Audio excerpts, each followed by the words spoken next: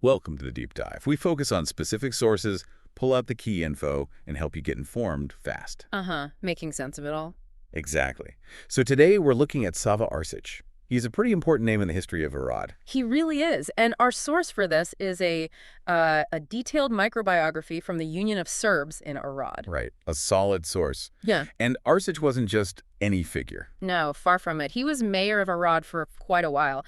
And interestingly, he's often mentioned as the most generous Serb in that whole area, second only to the famous SAVA Tikilija. Wow. Second only to Tikilija. That's saying something. It is. And his public service, well, it spanned about 30 years. 30 years. Right.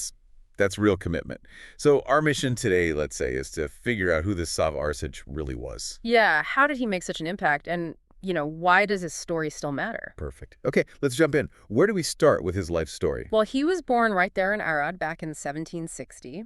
His parents, Petru and Alka, they were simple craftsmen. Okay, so humble beginnings. Very much so. And like a lot of families back then, they just didn't have the money to send him to school. Right.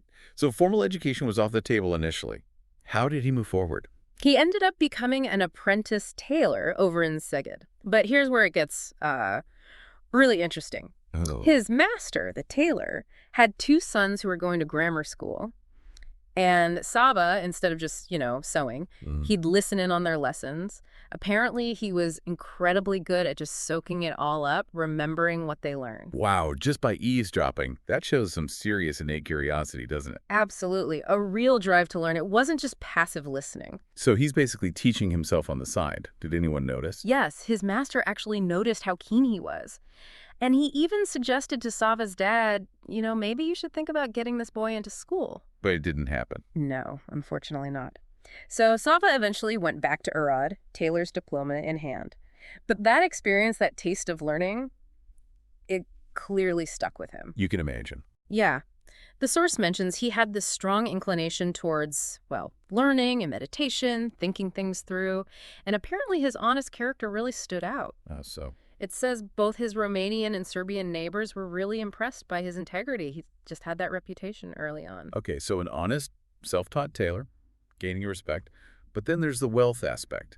The source says within a few years of returning, he's known as a wealthy man. Right. And not just wealthy, but using his money for the city's benefit, which naturally makes you wonder. How did that happen? How does a young tailor suddenly get rich? Exactly. It's a question that literary historian Theodor Petrovici also pointed out. He basically wrote, "We don't know how we got rich." Sets up a bit of a mystery. Huh. Yeah, it does. Is there any clue? Well, there are hints. Other historians of Arad have looked into it. Marky Sandor, for instance, in his Monographia Aradului, he mentions Sava's uncle, Moses ARSIČ. Okay, an uncle. What about him? Moses was apparently the lawyer of the Orthodox bishop, and this uncle, Moses, received a gold medal back in September 1806. Ah, so a well-connected, recognized uncle. Precisely. So the thinking is maybe that connection, that influence, perhaps opened some doors for SAVA or provided some opportunities. It's not spelled out, but it's a plausible link. Yeah. A potential source of wealth or maybe just connections. Okay. So he has some means now.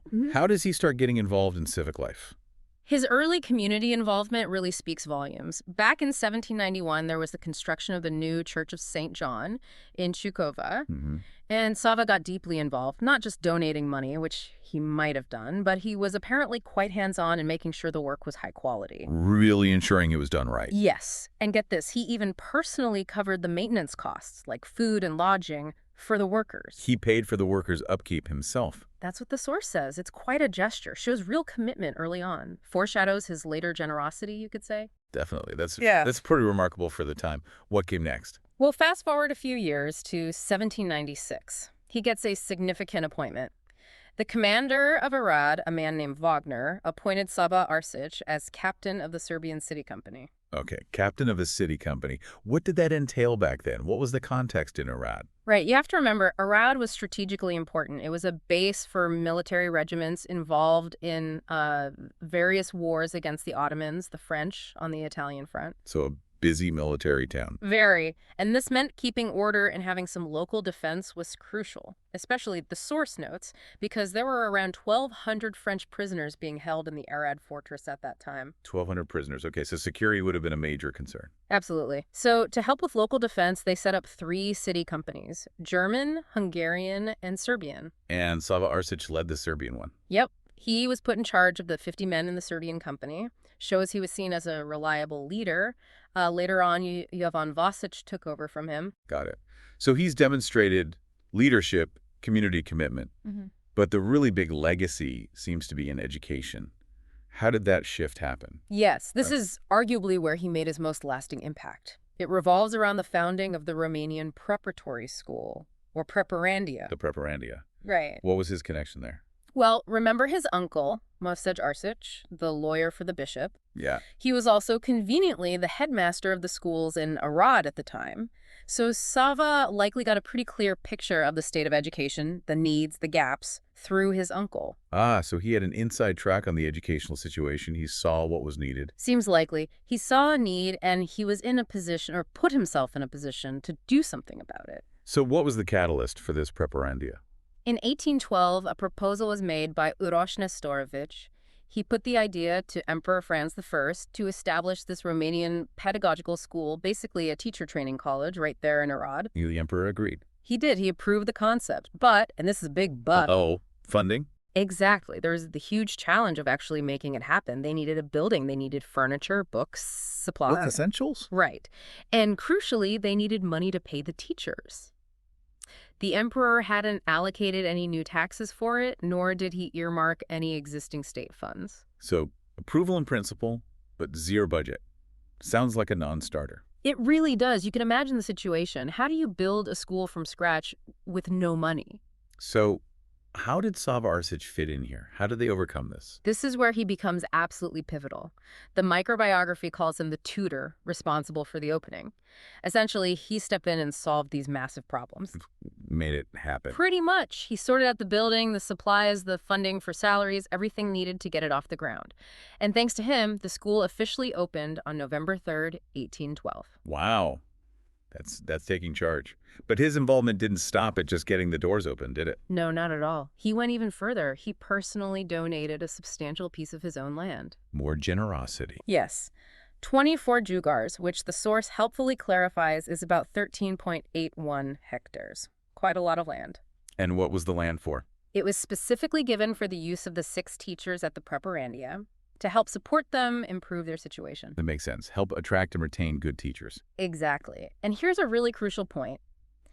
The donation was explicitly for the teachers, regardless of their religion or nationality. Regardless of ethnicity or religion in the early 19th century. Yes, which really highlights his progressive outlook, perhaps, his dedication to the educators themselves and the broader goal. It speaks volumes about his values. That is incredibly forward-thinking and generous. It's easy to see why he'd be popular. Did this lead to higher office? Like mayor? It certainly seems to have boosted his standing immensely. The community clearly appreciated his efforts, especially with the Preparandia. And yes, he was elected mayor. Not just once either. He served 2 separate terms. First, from 1814 to 1818, and then again from 1821 to 1823. So, a respected leader, twice elected. Did his work on the school gain wider recognition, too? It did indeed. Apparently, the Viennese court, the imperial court in Vienna, actually ennobled him. He was made a noble. Yes.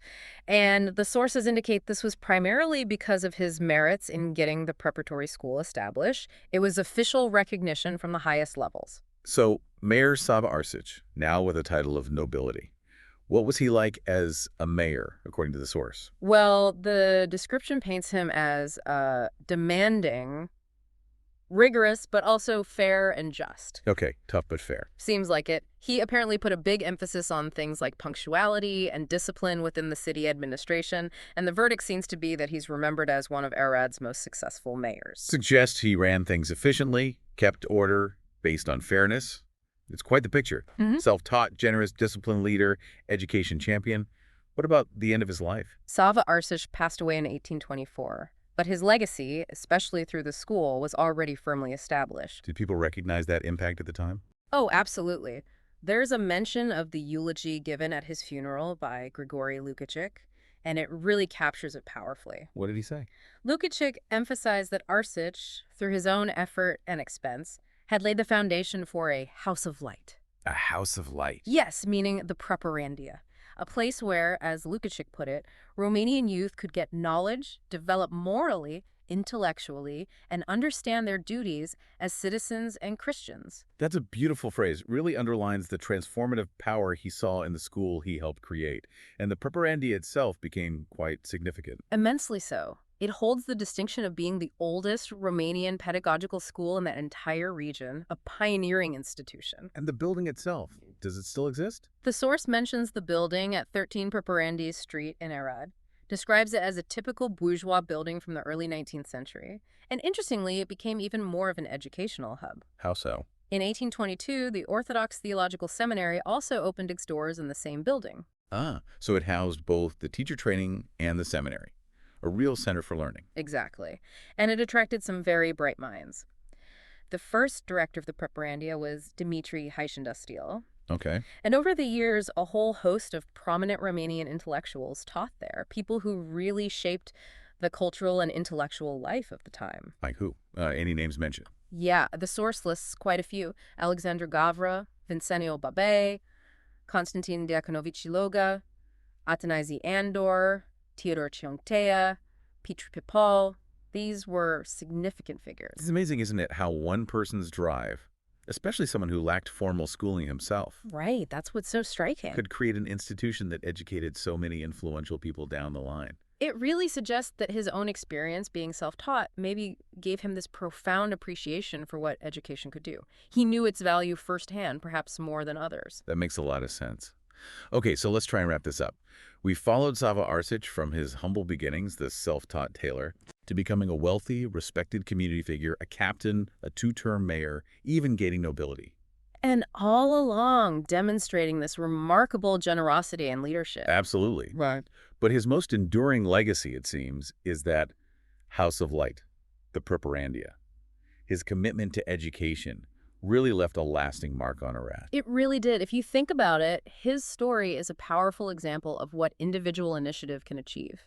He wasn't born into privilege. Not at all. But through his own efforts and his willingness to invest his own resources for the community's good, he created something incredibly valuable and lasting. The school is the concrete proof of that vision. Which brings us to a final thought for you, the listener. Maybe consider this. How can individuals, even without starting advantages, make that kind of lasting impact? Yeah, what does SAVA ARSIČ's life tell us about the power of focusing on things like education, community well-being, about using what you have, whatever it is, for something bigger? It's definitely something to think about the ripple effect of one person's dedication. A truly thought-provoking legacy. Join us next time for another deep dive.